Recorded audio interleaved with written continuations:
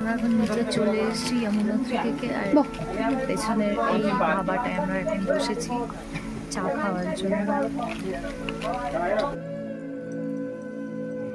সবাই নিচে নেমে আসার পরে আমরা আবার গাড়িতে চেপে বসলাম আর রওনা দিলাম আমাদের বারকোডের হোটেলের উদ্দেশ্যে।